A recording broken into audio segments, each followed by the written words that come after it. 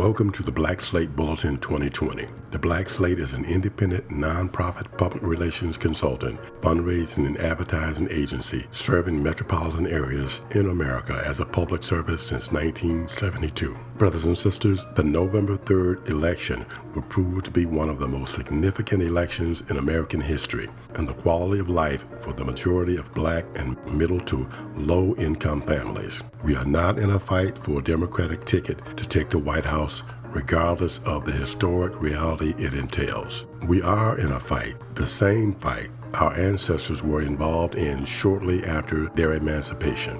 We continue the fight for acceptance as equals rather than less than human beings on the white man's scale of equality. The Confederacy is enraged as we attempt to erase their history. Now they get a taste of how we have felt for hundreds of years as they erased our glorious accomplishments and contributions to the world. To them, we as black people had no valued existence until they rescued us from barbarism. They erased over 6,000 years of great African history and now want to whine over the removal of symbols representing 150 years of legalized racist practices and the terrorizing and murder of black people. This election moves us forward to continue chipping away at that racism, or it will take us back to the days of Jim Crowism. The current administration proudly lights the match of racial conflict and fans its flames. Then they proceed to lock down the fire stations in hopes of a catastrophic burn of black lives. While we are at the head of the line for brutal and legal disenfranchisement with no justification,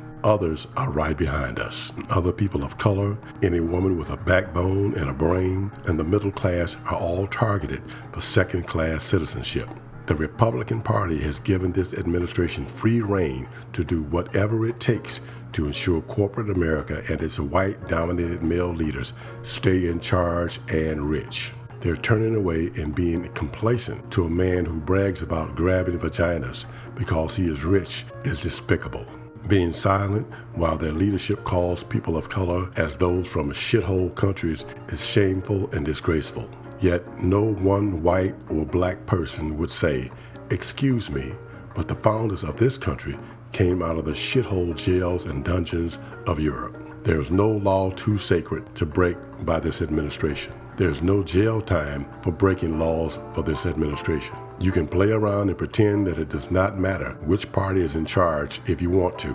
The legacy of our ancestors, however, cannot stand another term of this administration. We have a man with an undergraduate degree in economics, not a master's, former Professor Ralph Raymond, according to Quora.com.